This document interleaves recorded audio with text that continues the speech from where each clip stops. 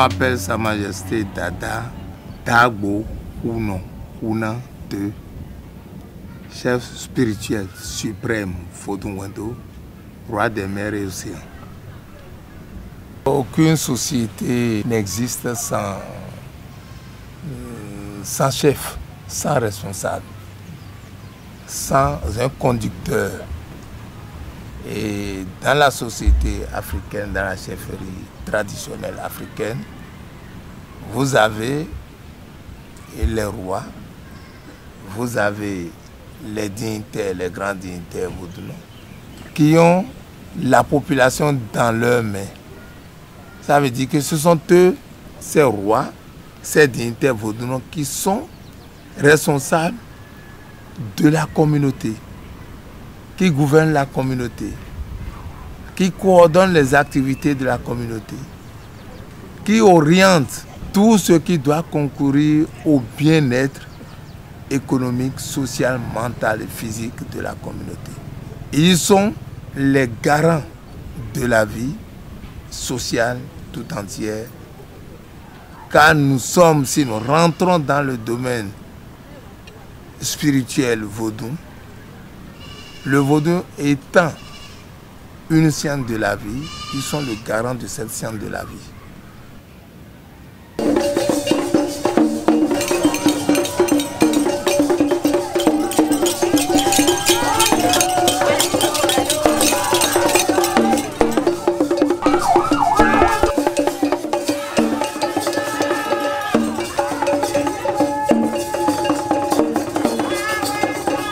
Le vaudou étant notre identité, notre culture,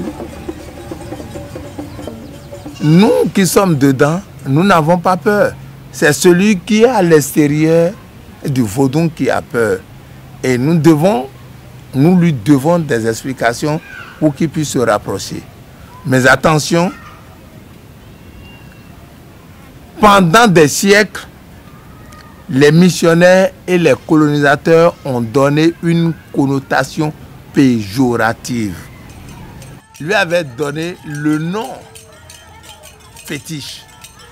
Fétiche qui vient du portugais factice, qui est bon, ce qui est fabriqué des mains de l'homme, ce qui est vulgaire, baba, tout ça là. Nos aïeux, nos parents étaient aussi fiers du fait que et ils ont trouvé un mot par lequel on peut appeler leur identité, leur culture, leurs choses. Ça a duré des siècles. Avant qu'ils ne se rendent à l'évidence que ça, c'est une injure.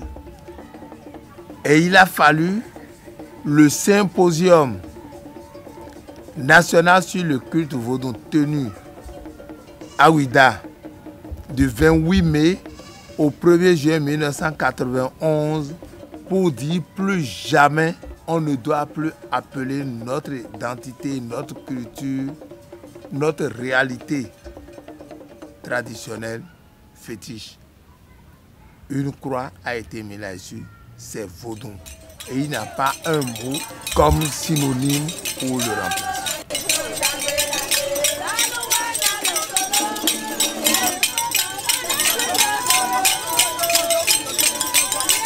Et quand vous prenez le mot lui-même de façon sémantique, se scinde en deux syllabes, vo et tout. Vo qui signifie la paix, la tranquillité, le bonheur, le bien-être dans tous ses sens. Donc qui signifie puiser, lier, retrouver, rechercher. Donc aller puiser la paix, la solidarité, le bonheur, le bien-être en général. Et c'est ça. Et quand vous prenez le vaudou, c'est ce que nous appelons nous sissi dans notre langue, ce qu'il faut respecter. Dans le profond même. Nous sissins, ce qu'il faut adorer. Ce à quoi il faut croire. nous dit où le nébuleux, ce qui est gros d'une certaine manière, le Ndagba, le superlatif. Parce qu'il se manifeste en vous à des moments donnés certaines choses que vous ne pouvez même pas expliquer. Dans la chefferie traditionnelle, certaines personnalités, quand ils meurent, ils sont divinisés. Ils deviennent vaudou. Et tout le monde doit vénérer celui-là. Dans la tradition, nous avons, chacun de nous, un ancêtre mythique. Et cet ancêtre mythique peut se trouver dans les eaux, peut se trouver dans les airs, peut se trouver dans la flore, ainsi de suite. Moi qui suis ici, mon ancêtre mythique, c'est l'océan, c'est la mer. D'où mon titre de roi des mers et océans. Il y en a qui ont comme ancêtre mythique l'hyène, la panthère. Vous prenez Ouida, l'ancêtre mythique de ce peuplade, Ouida, c'est le dangoué, le python.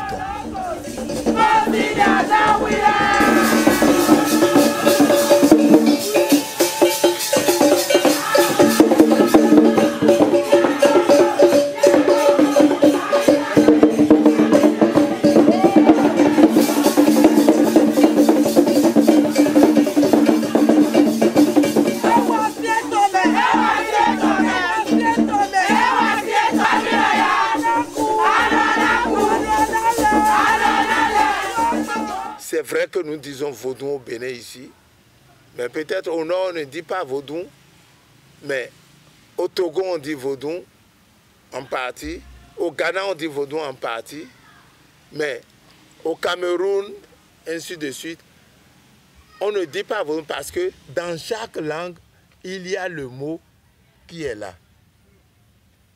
Et il suffit d'assister aux cérémonies, vous allez voir que c'est la même chose qui se fait. Mais dans chaque langue, il y a l'appellation de cette réalité africaine, notre culture, notre identité. On nous a éduqués d'une certaine manière où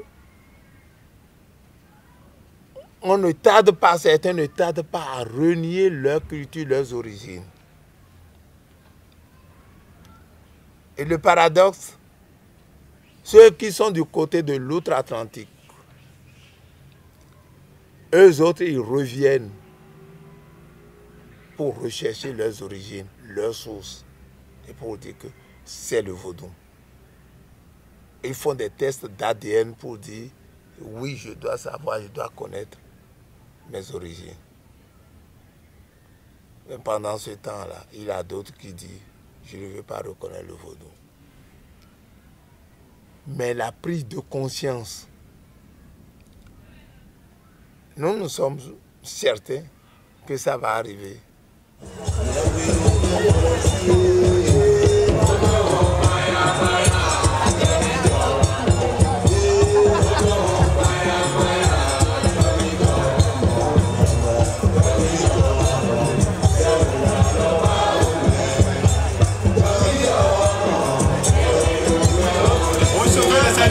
Des populations de Ouida et de tous les visiteurs que vous avez en face aujourd'hui. Merci d'être là. Merci à toute leur majesté ici présente. Haïti a pour nom Dahomey II.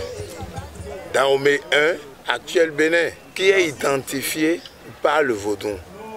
Si Dahomey I est identifié par le vaudou, connu par le vaudou, Haïti est aussi connu par le vaudou. Mais la particularité de Haïti, c'est le fait que c'est presque tous les Africains qui se sont retrouvés là-bas.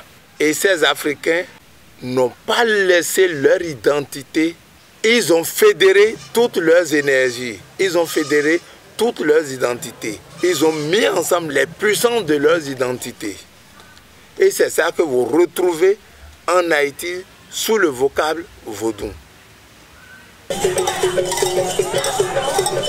principe actif, c'est tout un travail de conception qui est fait et il n'est pas donné à n'importe qui de porter la peau. Vous avez les Congolais, les Togolais, les Ghanéens, les Camerounais, les Angolais, presque tous les Africains qui se sont retrouvés sous le fait de l'esclavage en Haïti, au Cuba, au Brésil, ils ne se sont pas départis de leur culture, de leur identité. Ils l'ont gardé. J'ai été à Souvenance. Nous avons les temples de Vodou, presque tous les Vodous de Dahomey à Souvenance. Et quand vous allez à Souvenance aussi, il y a aussi une forêt où il y a les arbres géants, comme des ancêtres mythiques, où on y va pour des rituels, des cérémonies.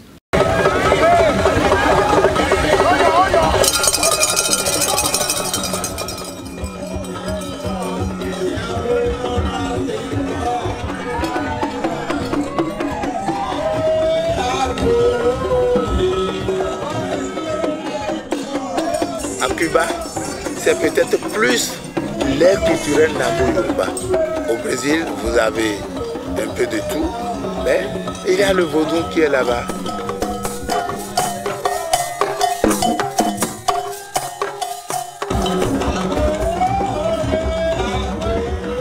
J'ai été aux États-Unis et j'ai circulé à travers un certain nombre de villes et j'ai participé, j'ai assisté à des cérémonies de vaudou. Le premier festival vaudou s'était déroulé à New York en août 2018. En marge de ce festival, il y a eu un colloque scientifique. Et comme résolution de ce colloque, il y aura la création et l'installation d'un temple universel du vaudou à New York. Et nous suivons ça de près. Et ça s'est passé sous l'égide de l'Institut Atin, dirigé par la reine Mambo Doti Désir.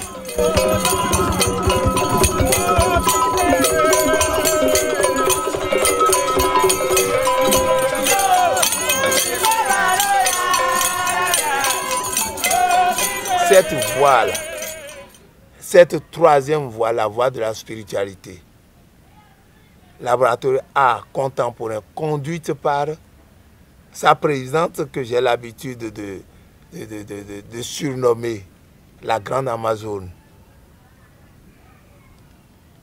C'est cette voie-là qui pourra sauver le monde. Parce que nous l'avons souillé, nous avons souillé la terre. Cette voie de la spiritualité, conduite par cette présidente, cette grande Amazone, Madame Sylvana Moïse-Virchow, accompagnée de l'émérite Lily, je crois que ça va ouvrir, le laboratoire art contemporain va ouvrir la porte à plus d'une personne pour que cette terre soit purifiée. Cette prise de conscience des gens par rapport à leur identité, à leur culture, je crois que ça bat son plein. Quand je prends une musique traditionnelle et quand je prends la masse qui se trouve là, peut-être en transe, et des gens qui sont autour pour voir. Toi, peut-être que tu es malade, tu t'approches, à partir de là, le message envoyé par la musique peut permettre de te guérir sans que tu n'aies utilisé un centime. Ne serait-ce que par l'audition, le son là. Donc ce n'est pas pour le simple plaisir que on organise des manifestations où il y a le tam-tam.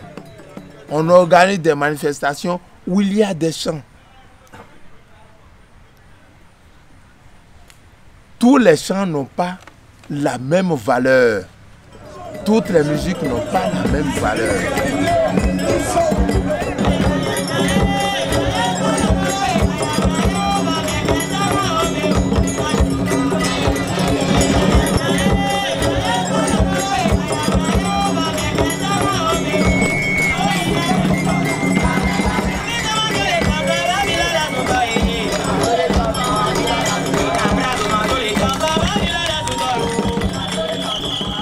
Quand je prends cette choré ajoutée à ça et que je mets quelque part, je sais ce que j'ai écrit là.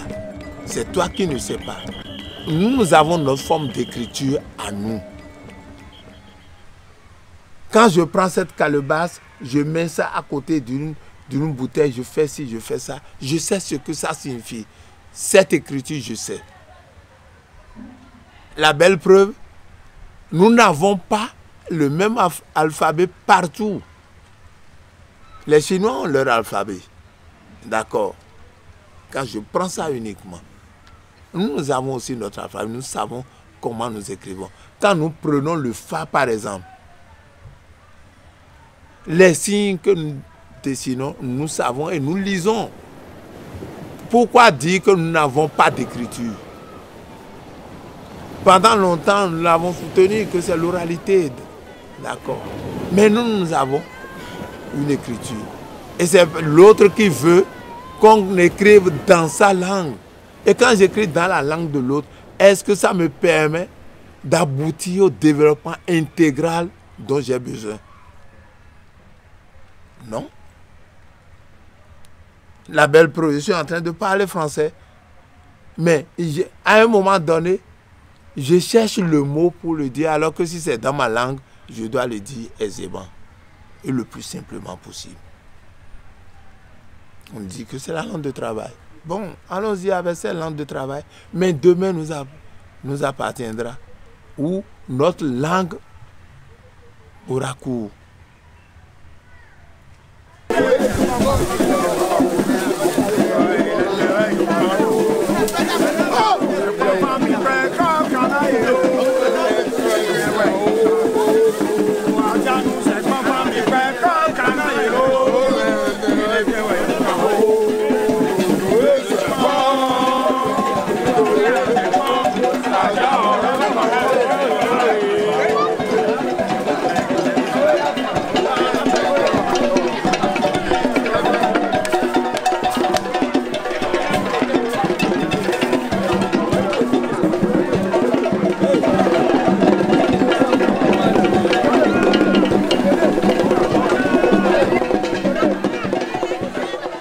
L'un des enseignements chers à toute religion, c'est l'amour du prochain. Et qui dit amour du prochain parle déjà de la paix et de la cohésion sociale.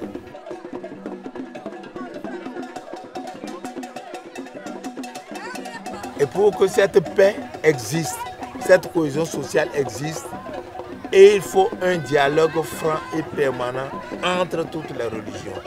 Mais malheureusement, ce que l'on constate, vous le savez, le langage n'est pas franc, le langage n'est pas sincère. Et tant que le langage n'est pas franc et sincère et permanent, la paix est toujours compromise. Ceux qui disent qu'il faut prier, et ils prient 24 heures sur 24 heures, il faut voir combien de fois ils s'entretuent là-bas chez eux. Combien de fois avez-vous entendu les religions africaines s'entretuer si ce ne sont pas ceux qui veulent spolier l'Afrique, qui sont en dessous et qui commanditent? Le dernier cas, parce que tu as parlé des rois. Le président Kadhafi a voulu la réjouissance des rois en Afrique. Mais il faut voir comment les gens l'ont fait succomber. Prenons le cas de Sankara. Et il faut voir comment ils l'ont traité, comment il a succombé. on l'a fait succomber. Recourant l'un dans le passé, il faut voir le président Nkrumah, comment les gens l'ont traité.